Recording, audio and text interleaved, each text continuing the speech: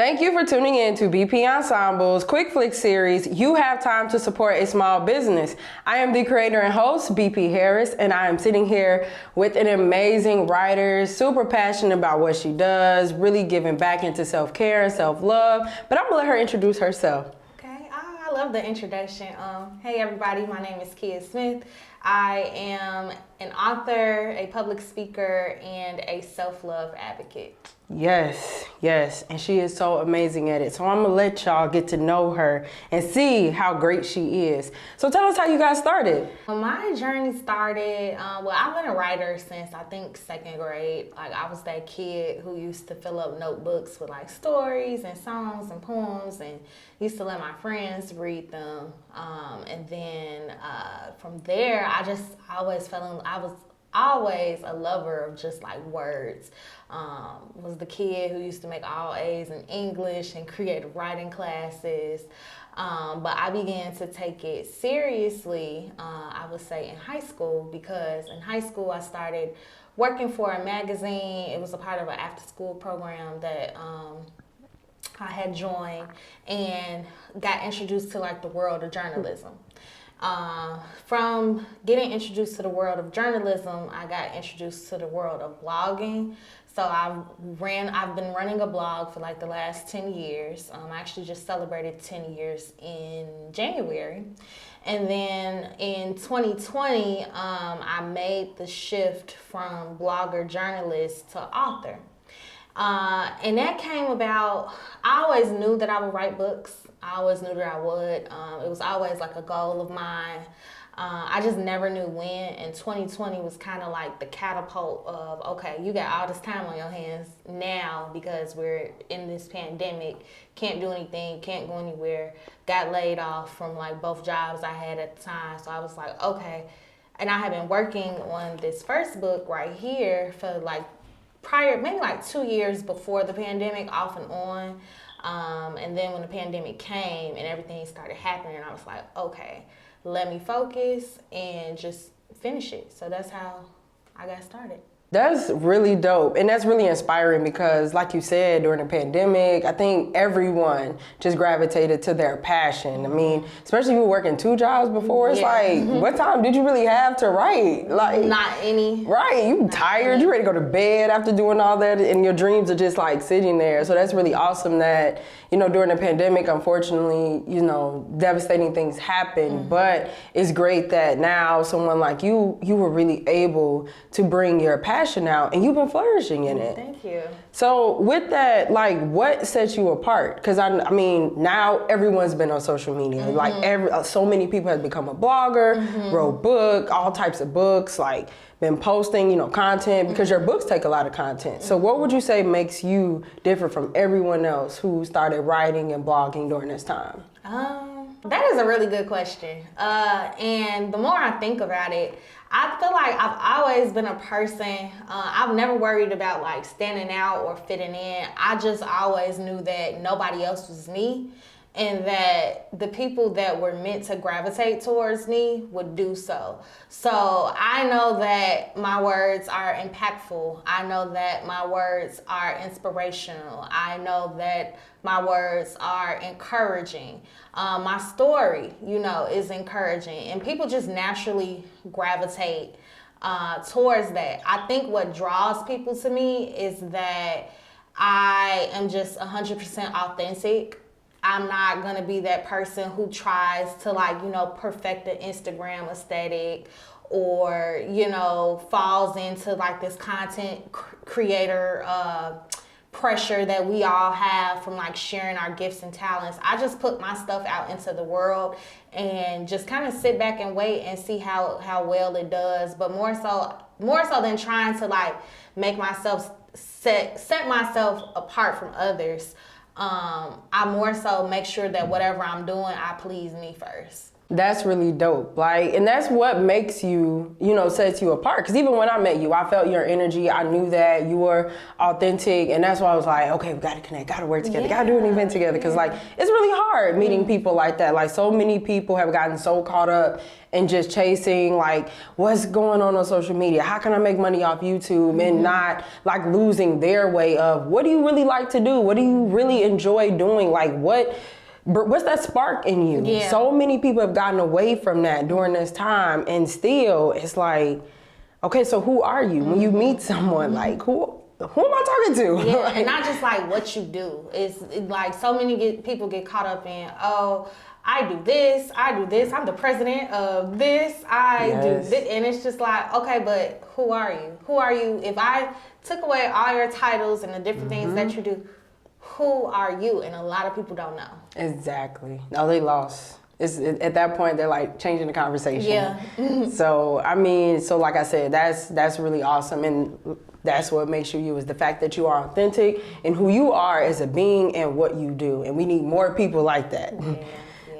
So what's the hardest part about entrepreneurship? I mean, I can only imagine, like, as a writer, even like for me to try just to write, what's my caption for today? I'd be like, you know what? I'll just try to post. Over it. Like, so the fact that you're writing books, like, that's something I couldn't even imagine. So, like, with that and just all the logistics that it takes to be an entrepreneur and have a business, what's been like top 3 struggles for you?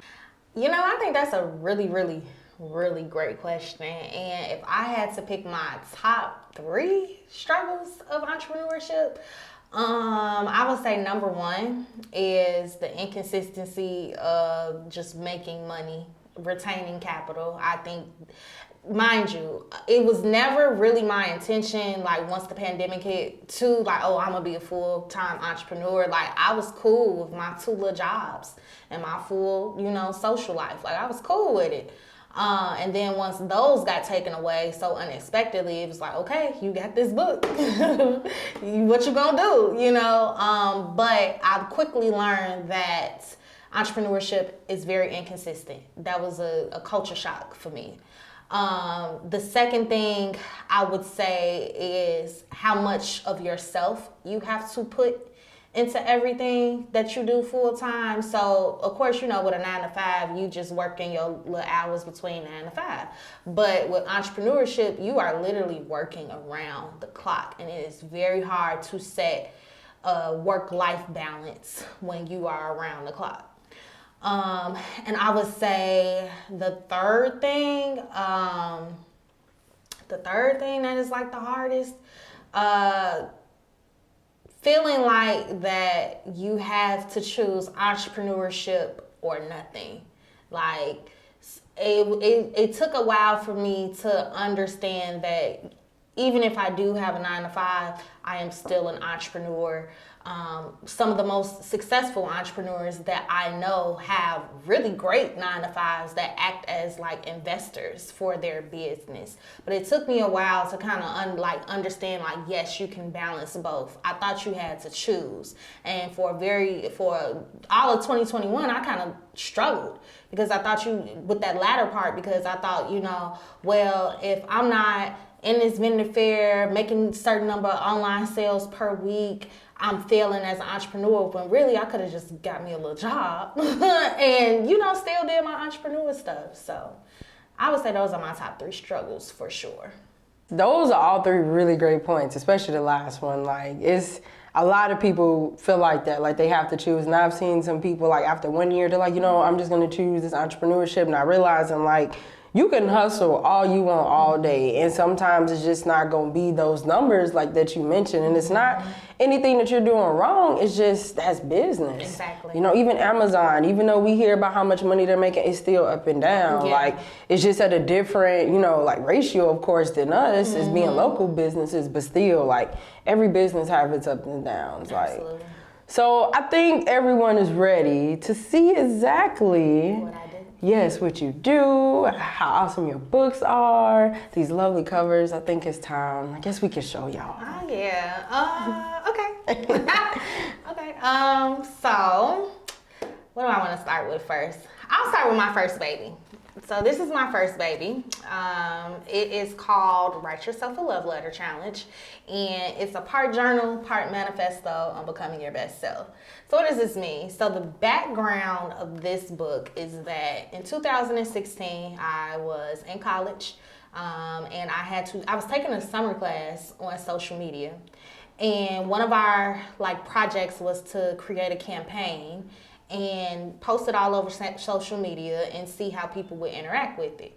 So around that time, I had been blogging for 5 years, and I saw a whole bunch of challenges on Facebook, like the real hair challenge, the no makeup challenge, all these challenges for people.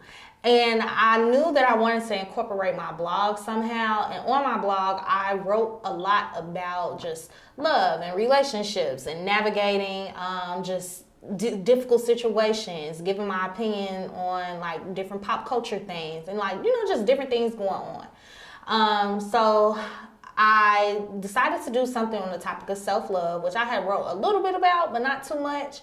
And essentially the challenge was you had to post a picture of yourself and write a love letter from you to you.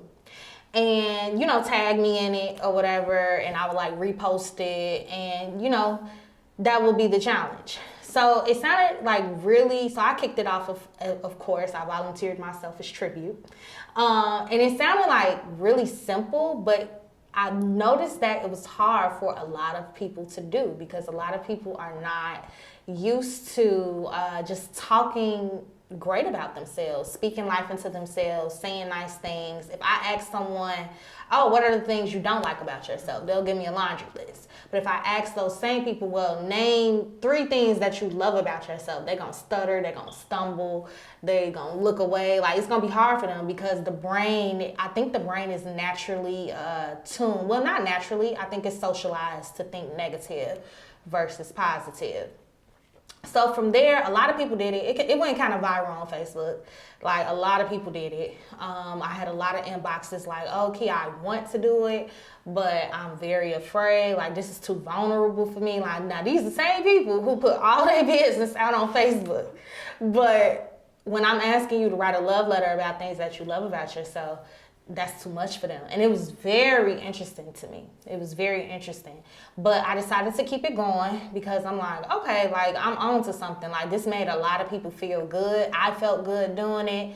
I'm on to something. So from there, it turned into what is now known as my annual self-love workshop that I do every single year of the same name. And then, like I said, in 2020, I got the idea to start writing a book, and I was I don't know what I want to write about. I'm going to just kind of see where my pen takes me. And so I feel like God kind of whispered in my ear and was Write Yourself a Love Letter into a book. And I'm okay, well, what would this book look like? So essentially in the book, you see love letters that I've written to myself. And then I take my reader on the journey with me by asking journal prompt questions.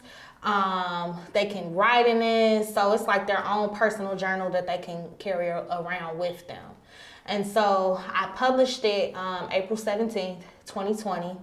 So I'm coming up on 2 years of this. And yeah, thank you. And that's the story behind my first baby. And when I say this is my first baby, because this book really helped me kind of bet on myself. That's because 2020 was just so, I'm still processing 2020. I'll say that. But a lot of traumatic things happened, but a lot of great things happened as well, because I don't think if the pandemic would have happened, I don't think I would have came out with my book when I did. I probably would have waited just a little bit longer. Due to I don't have time, I'm exhausted, I was working multiple jobs, I was just doing all this stuff. But once I got a chance to sit down, I was able to produce this body of work. So that's Write Yourself a Love Letter Challenge. That's awesome. And a lot of people need that, because you are so right. It's easy for us to be negative. I need to do this better. I need to get better at that. Mm-hmm. I need to fix my life and get my life together, but not realizing just those moments of telling yourself something positive 3 times a day, like how much, like words are powerful, and it'll change like literally your outlook, your focus, even if you are having a bad day. Like, you know that you putting your best foot forward. You know that everyone has some great quality about them, but if you keep hiding it or just overlooking it, like, I mean, it speaks on your progress. Yes. Whether it's there or it's lacking. Yes. I 100% agree with that. And then I think there is what I call a self-love deficit, because so many people struggle with it, and you see it in the way that they carry themselves, in the way that they treat others, the way that they hold themselves back, the way that people talk to themselves. It's like, why would you call yourself like a bunch of, you know, terrible names, call yourself stupid, dumb, or they're unlearning like a bunch of things from like childhood, and it really impacts them because so many people are struggling with just low self-esteem, toxic relationships, just different things like that. And so I think I think it was important that I wrote this, because I talk extensively about my own struggles. I was that person.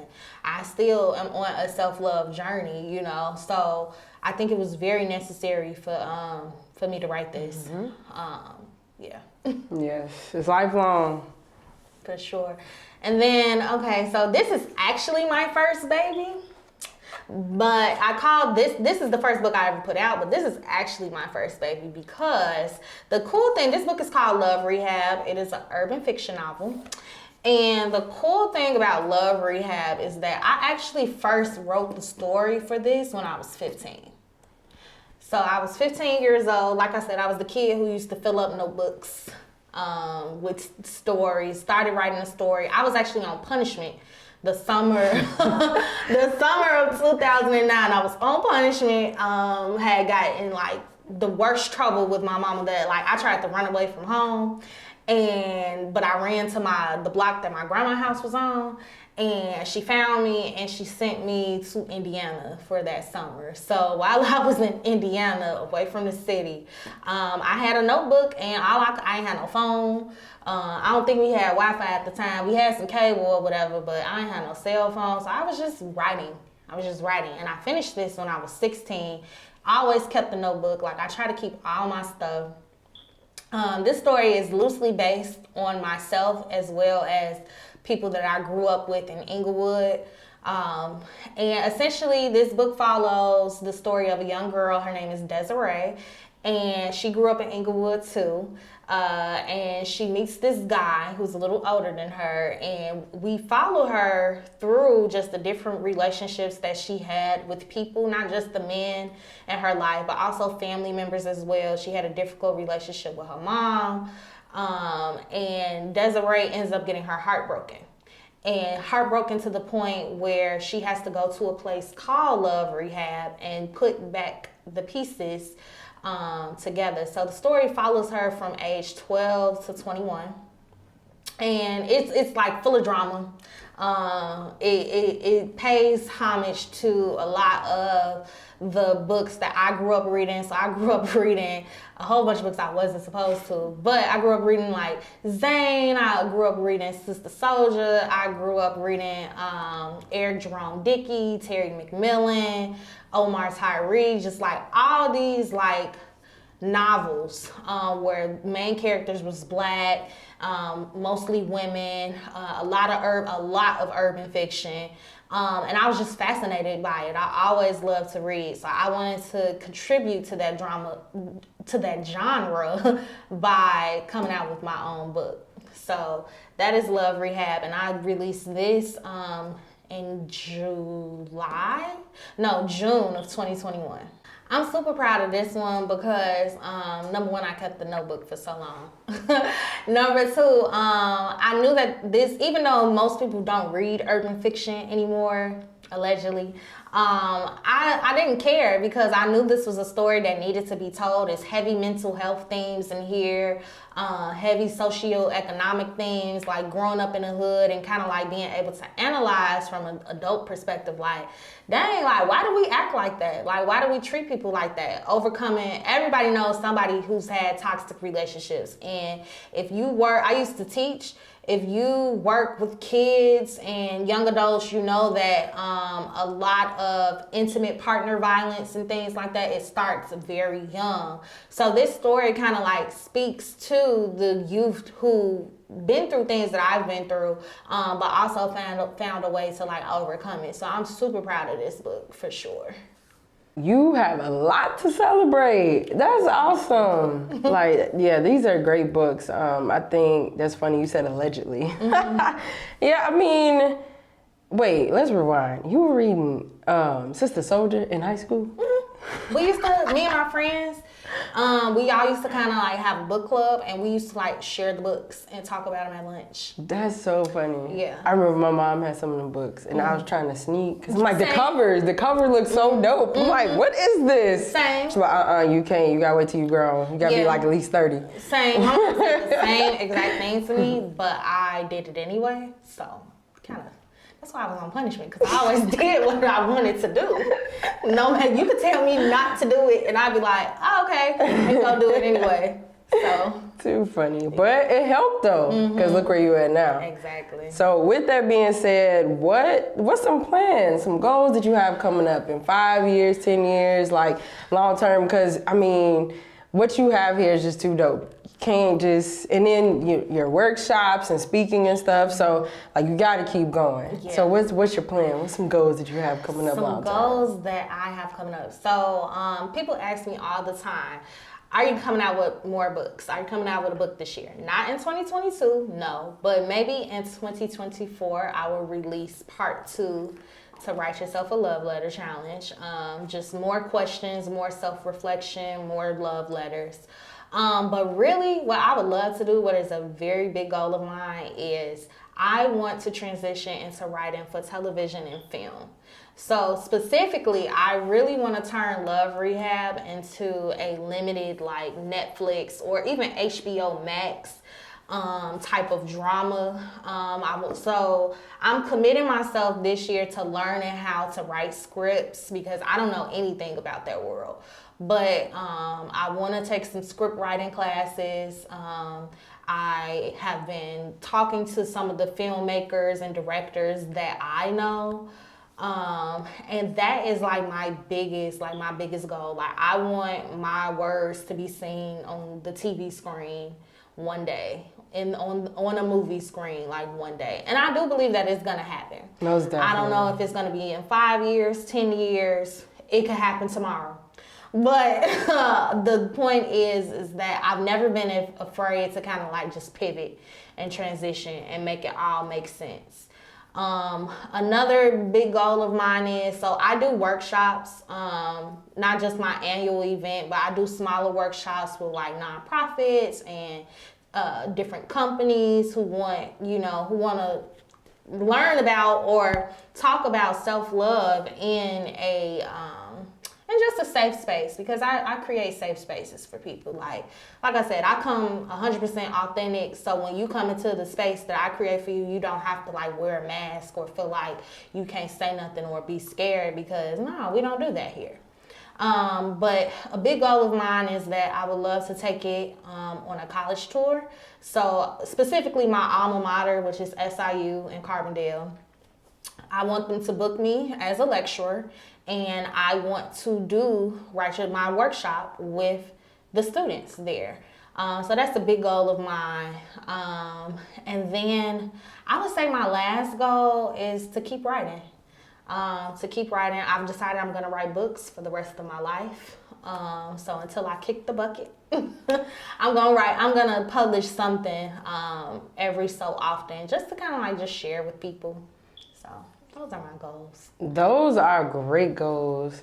So Carbondale, I heard y'all heard this. Yes. If you know somebody that went to Carbondale, if you know somebody that worked there, tag them, because we need her on the tour. We do. And it's perfect for college students. Like, just thinking when I was in college, man, just like when you said that, I was like, oh, just like thinking about some of those days that I needed something like this. Like, college is such a struggle. It really is. Oh my God, it was. It's such a journey of just trying to be an adult because you think you're an adult, but you're really not. Like paying bills, taking 15, 16 credits, trying to figure out your major and what you want to do with the rest of your life, financially, like, it's a lot. Lord, the list goes on. And having something like this, like, is like Bible, because you need something to help you, like, stay motivated, because you know, college is not for the weak. Like, some people just talk about it and just like, oh, if you didn't go, or no, it's a lot that goes to it. Like, these TV shows, like, they don't show that part. They just show the partying and you meet new friends, but they're not showing you, like, the grit of going to college. Because it's a lot. It's a lot. And the irony of this is that I was in college when I created this challenge. And like, just to see like how it progressed, like, I'm proud of myself. And so I just want people, I would love to, like, my target audience definitely is college age women, men, specifically women, because I feel like you need people that you can relate to help you understand, like, it gets better. Yes. It gets better. It is not easy, but I promise, like, it's worth it, and it gets better. Yes. So, great point. Like, it gets better, like, just thinking in the future, like, because sometimes we can easily get stuck in today, what's happening or what's not happening today. So my last question for you, what's some advice? Like, I know you got a lot because of the workshops and the speaking that you do and how you give that authentic vibe and just words to people who are in need or just want to be encouraged. What are some really powerful, like, phrases that you can think of that you would tell someone who's trying to be an author like you, who's trying to host workshops, who wants to give back to communities that they were in, like whether it was a college student or that kid in Inglewood or that kid just constantly is just like, look, whatever you're saying, I'm just trying to write and I want to be an author in the future. So what's some phrases that you would tell them to keep them motivated, for them to keep pushing and to just not give up or give in? I would say for anybody that wants to do what I'm doing, what anybody else is doing, the number one thing is that you have to bet on yourself. Like, you have to, like, even if you're scared too at that, because it's okay to be scared, but like, don't let that fear hinder you and like keep you in a closet when you know you need to be on somebody's stage. And giving to the world what you're meant to give, sharing your gifts with people. But the number one thing is that you cannot be afraid to put yourself out there. You have to bet on yourself. I would not have gotten any opportunity that I ever got if I wasn't afraid to open my mouth, to share my platforms, to share my writing. I wouldn't have gotten any opportunity that I've ever received if I just would have stayed quiet and in the shadows and like super low key. And I don't know, everybody does not have I'm in your face personality, but you don't even got to do all that. All you have to do is like really be yourself. But it starts with opening your mouth, betting on yourself, and believing in yourself more than anybody else does. Because it's one thing, another thing is, it's one thing for others to believe in you and be like, oh, you're so great and you're this and you're that, and you are. But if you don't believe it, those words are going to fall on deaf ears. So you have to wake up every day with the thought that I'm doing the best I can with what I can, and even if I'm scared, I'm going to pursue what it is that I'm meant to pursue out here. So that's the advice I would give. Bet on yourself. I'm gonna write that down and put that on my wall, because that's really great information. I mean, it's easy to get caught up in your own head and just listen to other people, or just like you said, just sometimes that negativity just is easy to come, easy to flow. Like, bet on yourself. That's some really great advice. Thank you. Any and everybody could definitely, like, we all need to write that down. Yeah, put it on your wall, put it on your mirror, somewhere you can see it every day. Until you believe it, and then also until you start doing it. Yep. Yes. Sure. Well, thank you so much for the insight and the inspiration. You definitely provided a lot. Remember, tag everybody you know associated with Carbondale, because we have to get her on a college tour. And it starts with you, just tagging that person, and visiting her page. Speaking of, how can people find you? So you can find me on Instagram at KidSmithWrites. You can find me at my website, KidSmithWrites.com, Twitter, KidSmithWrites, but with the _, Facebook is Kia Smith Writes LLC. And that's how you can find me. Yes, so you make sure you tag her, tag people you know, because information like this, we all need it, especially like we've all been through so much. Like we all have a lot of burdens or trauma that's carrying, you know, in our hearts, and we got to remember that we got to take care of ourselves first, and we got to give ourselves love. So we need people like Kaya out here just pushing our information, pushing these phrases, the motivation, the affirmations. We all need that. So make sure, like I said, that you tag her. Can you repeat your social media again? Kia Smith Writes on all platforms. So that's KIASMITHWRITES. And as always, you can find everyone that's interviewed on You Have Time on BP Ensemble pages, Instagram, Facebook, and YouTube, all platforms BP Ensemble. Thank you again for your time, for being here, dropping these gems, letting us learn more about you and your writing. Definitely look forward to way more. And we working on some things, but you know, you'll find out. You'll see. You'll see. Thank you. Thanks for having me. Yes, yes. And remember, you have time for Kia Smith Writes. Period. Cheese.